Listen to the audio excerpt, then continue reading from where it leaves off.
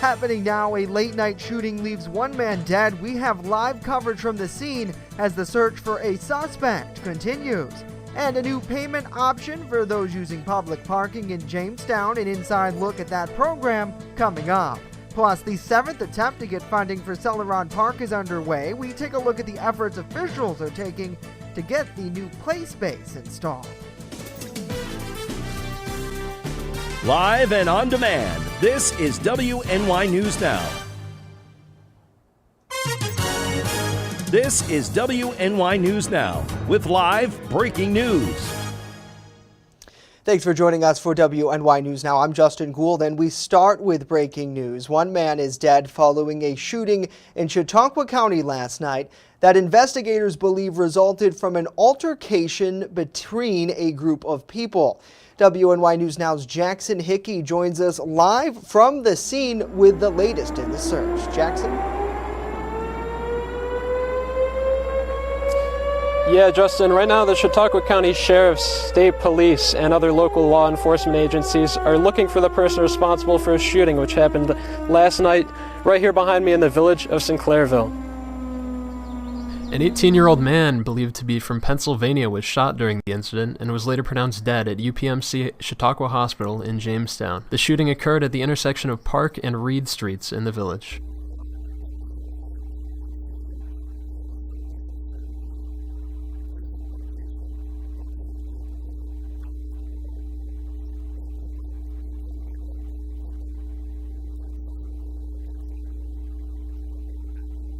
At this point in the investigation, police are relying on testimony from around 5 people who witnessed the shooting.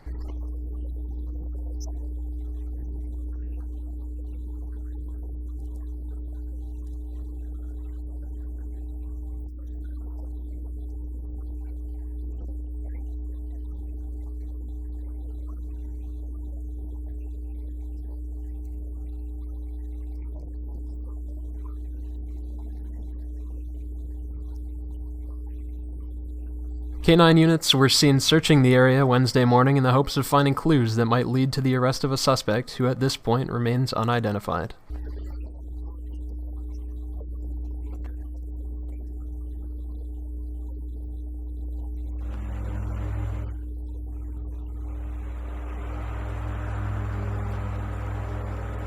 Yeah, and while the crime is still under investigation, local authorities are saying that this crime was targeted.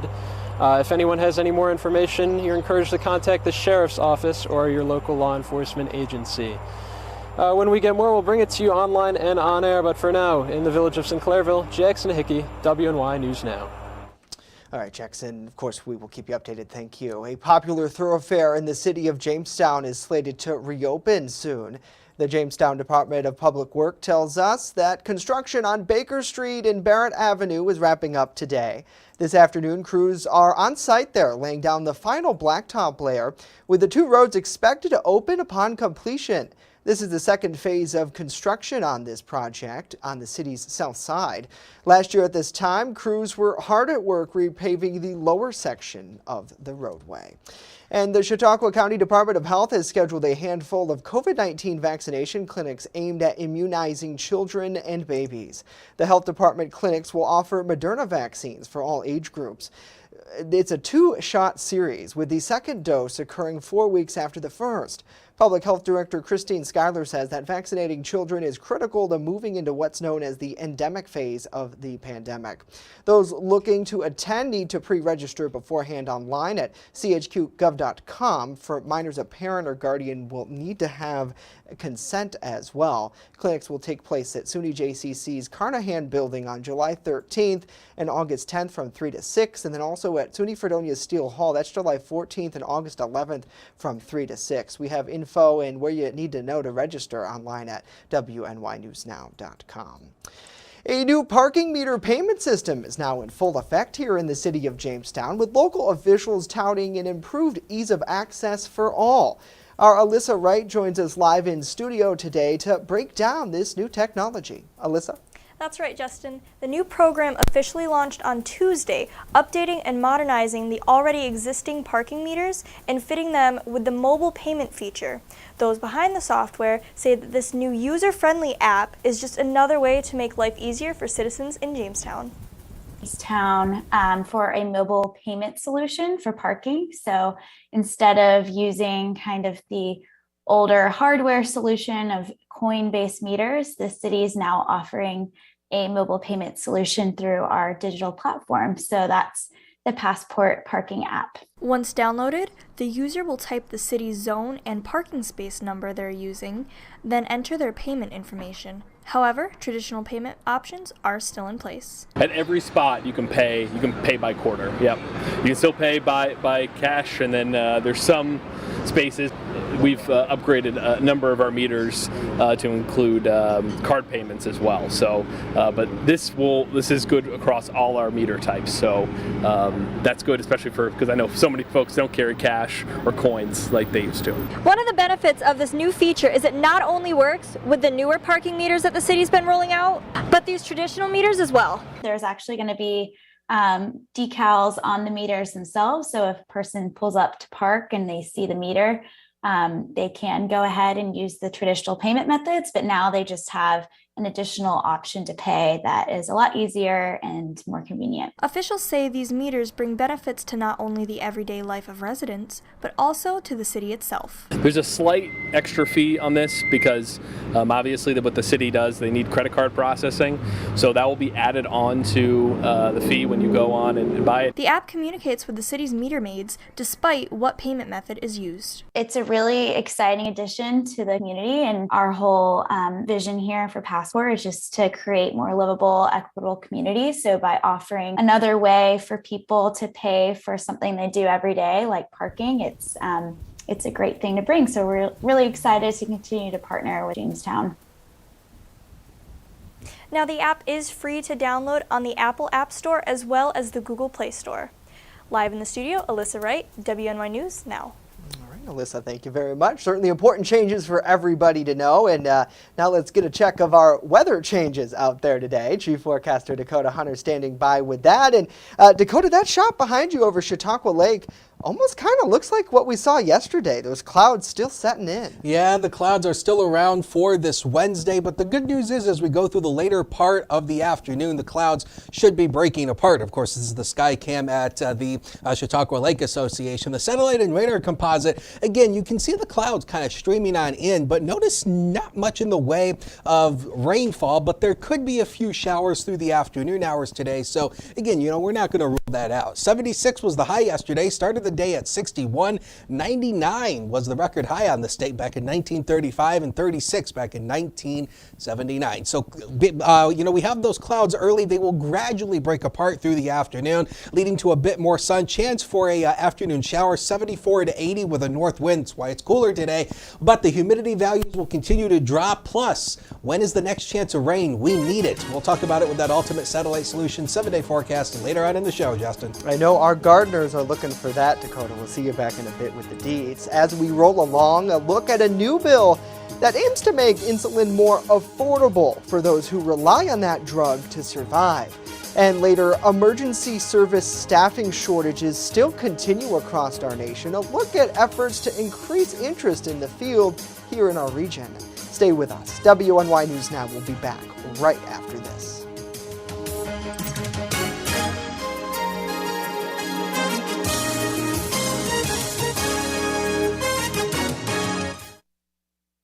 You're watching WNY News Now, your source for breaking news.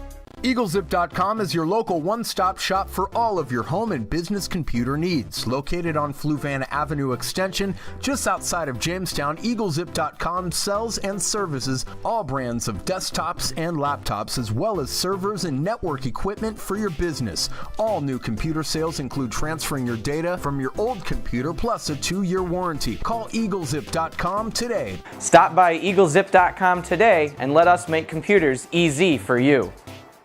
What is going on, my New York friends? My understanding is that you're in school for a little bit longer than most people, but I got some good news for you. Where are you going to be on September 10th?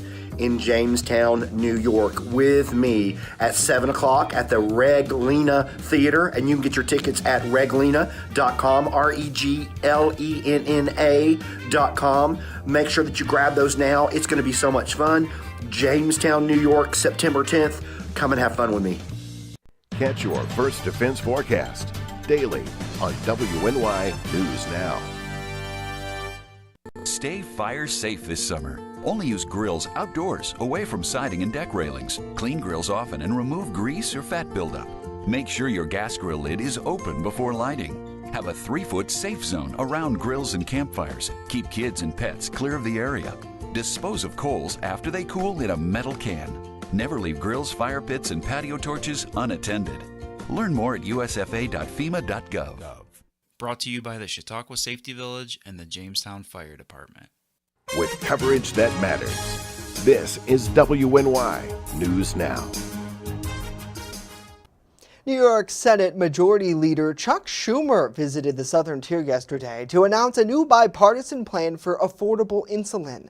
Alongside medical experts, students, and insulin-dependent patients, Schumer said we must cap the cost of insulin to save lives. Gas and groceries are not the only items going up now. Something that's been raising every year for the past 10 years is insulin. Schumer has introduced a new bill that will cap insulin out-of-pocket costs at $35 a month. He says it will make life-saving drugs like this affordable for millions living with diabetes. It's become so darn expensive that so many people who desperately need insulin can't get it anymore. It used to cost $35, $40, $50 a month. It's up to $600 a month. More than 1.7 million New Yorkers, including 1 out of 4 living with diabetes, can't afford insulin. Schumer said no family should ever be forced to choose between insulin or paying rent or even putting food on the table. And after last month's Supreme Court ruling to limit the authority of the Environmental Protection Agency, New York State is taking climate matters into their own hands. On Tuesday, Governor Kathy Hochul signed 3 climate bills to enhance energy development and energy efficiency while reducing greenhouse gas emissions. Our Julia Gress reports. We're going to be updating our building codes. What does that mean? It's going to help reduce greenhouse emissions from buildings all across the state, because the biggest contributor of emissions are buildings. We've known that. We've recognized that. And now we're doing something about that. That's 1/3 of the state's total emissions, greenhouse emissions. Also, this will help our New Yorkers save on energy costs. Boy, does that sound good at a time when our citizens are getting slammed with inflation, high cost of living, and any way we can reduce their costs is so important to them. The bill aims to save low and moderate income households $6 billion and inch the state closer to the goal of an 85% emission reduction by 2050. Governor Kathy Hochul also signed the Utility Thermal Energy Network and Jobs Act, which will reduce harmful emissions from buildings and replace fossil fuels underground pipe systems with new clean energy systems. Unlocking the possibilities, harnessing that power source and working really in a smart way. So we've also, $15 million has been committed for future studies, detailed designs, and construction projects as well. So I know that's going to help protect our environment with lots of good jobs, and we know we like the sound of that. With these bills, Hochul claims there will be over 286,000 clean energy jobs by the year 2050. Bringing together the environmental community, the climate action community, and labor together, that's when we hit the sweet spot.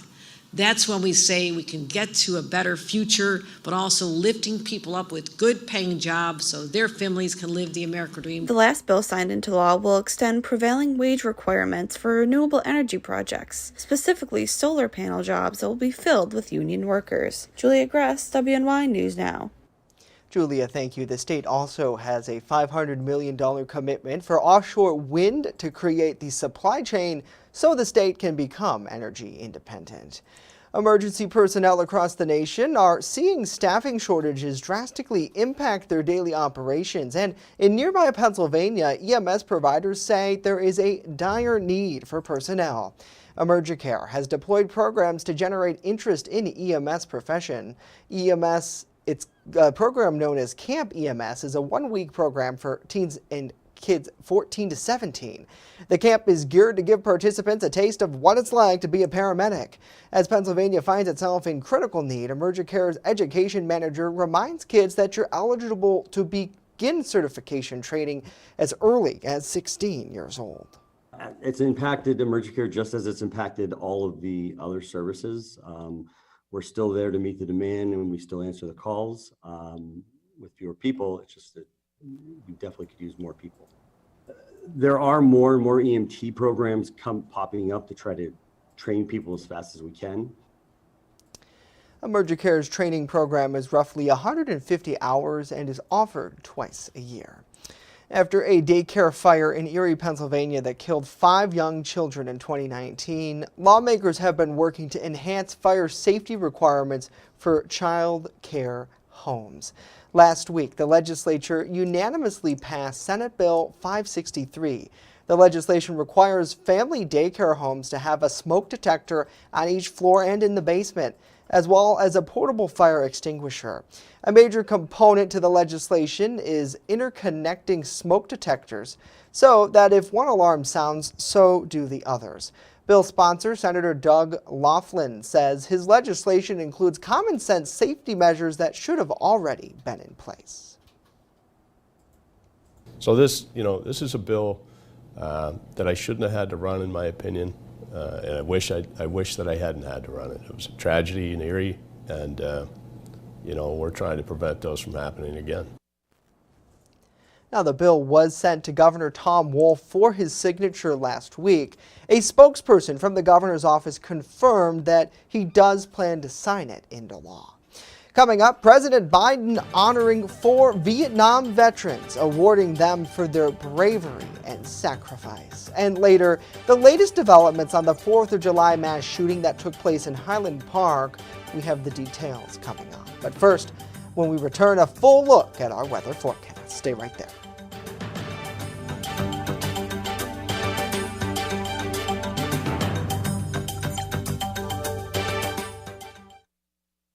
You're watching WNY News Now, where coverage comes first.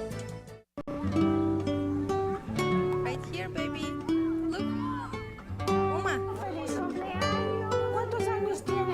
Noah. Something more than a birthday is happening here. Once you can see it, you can help. The sooner you recognize the signs of autism, the sooner you can make a lifetime of difference for your child. Start by answering a few simple questions at screenforautism.org.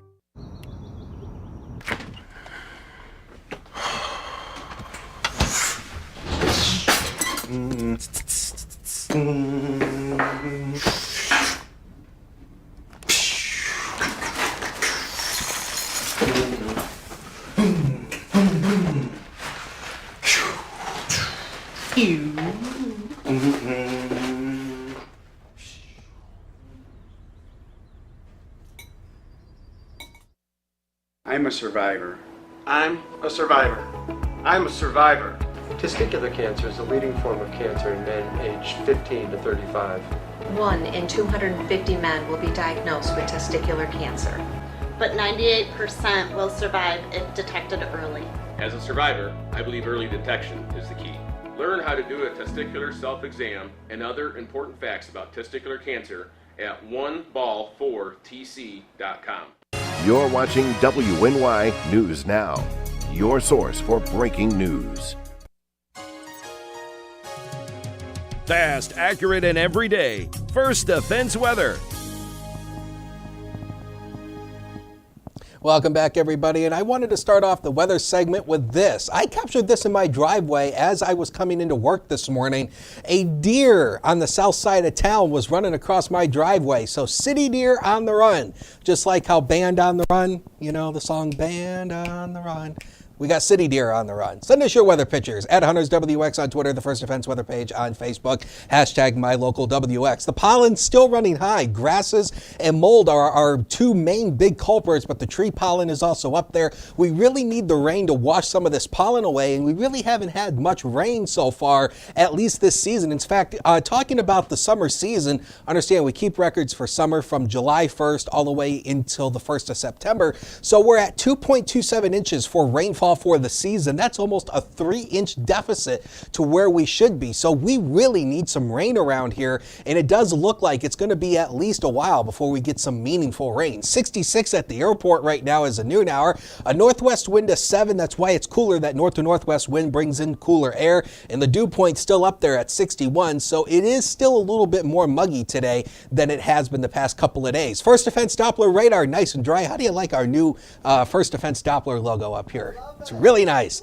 And so nothing going on today, but as we zoom the radar out and put the satellite imagery on, there's our cold front that has moved on through. So that cold front has moved on through. That's why it's cooler today. Notice areas of low pressure attached to that, but not much rain going on across the Great Lakes region. So the newest run of the computer modeling, I mean, you know, it does paint at least the idea of a couple light showers through the afternoon hours. We won't rule that out, but the chance is about a 20 to 25% chance through the afternoon hours. Partly to mostly cloudy through the overnight tonight. Should remain dry. Tomorrow, I think we'll see more in the way of sunshine. The clouds will start to part a little bit more through the day on Thursday. Now, Friday, we do have a small chance for a shower in the forecast for Friday, but it does look like much of the day on Friday should be dry. So the day planner for tomorrow, we start around 64, 77 at noon, 81 at 5. This is right around where we should be for this time of the year. Now the next 7 days, powered by Ultimate Satellite Solutions. So 81 tomorrow, a small chance for a shower on Friday, but rather seasonable. Much cooler Saturday, 76, sun and clouds. The sunshine returns in great force on Sunday. Turns much more warmer and humid early next week, and it does look like our best chance for any meaningful rain will likely be next Tuesday, Justin. Yeah, well, we certainly need it, Dakota. Thank you. Well, around the nation now and at the White House, President Biden awarded the most prestigious decoration in the U.S. military to 4 Army veterans from the Vietnam War. It's an upgrade from the previous honors they had received for their acts of valor. Staff Sergeant Edward Kiasher received the medal posthumously for his actions in 1966. Specialist 5 Dwight Bridwell, a former Cherokee Nation Supreme Court Justice, received the medal for his actions in 1968. Specialist Dennis Ferrugi received it for his actions during a 4-day-long helicopter ambulance rescue in Laos in Vietnam in 1971. And finally, retired Major John Duffy received the award for his acts in Vietnam in 1972. The award ceremony comes a week after the last surviving World War II Medal of Honor recipient died at the age of 98. Herschel Woody Williams will lie in honor at the U.S. Capitol. Certainly deserved. And President Biden is visiting Cleveland today to talk about building up the economy. This, of course, comes at a tough time for many families facing issues with inflation, making the costs of groceries and gas prices to climb to record levels. Many are pointing at his administration for not doing enough to curb costs, but the administration says the war in Ukraine and supply chain strains have resulted in many issues. In a press release from the White House, it says, in part, that Biden will discuss his economic agenda and build the economy from the bottom up and middle out. A 7th person has now died from the mass shooting at a 4th of July parade in Illinois. Connor Powell is at the scene in Highland Park with the latest. Flags at half-staff on top of the White House again in honor of the victims of Monday's massacre at a 4th of July parade in Highland Park, Illinois. I bring you condolences from President Joe Biden and from our country. So sorry for what you all have experienced. Mass shooting suspect 21-year-old Robert Cremo III has been charged with 7 counts of first-degree murder. We anticipate dozens of more charges centering around each of the victims. Police say Cremo fired more than 70 rounds into the crowd and believed he dressed as a woman. While unleashing the attack, he had allegedly been planning for weeks to try and conceal his identity and to help him escape by blending in with the chaotic crowd fleeing the scene. There is no definitive motive that he had. He has been talking to investigators. Investigators now revealing they had 2 run-ins with Cremo in 2019 for a suicide attempt in April and a confiscation of weapons from his home in September. A family member reported that Cremo said he was going to kill everyone, and Cremo had a collection of knives. The police responded to his residence. The police removed 16 knives, a dagger, and a sword from Cremo's home. At that time, there was no probable cause to arrest. There were no complaints that were signed by any of the victims. In Highland Park, Illinois, I'm Connor Powell. Next, officials in the village of Celeron looking for public support when it comes to replacing the play area at Lucille Ball Memorial Park.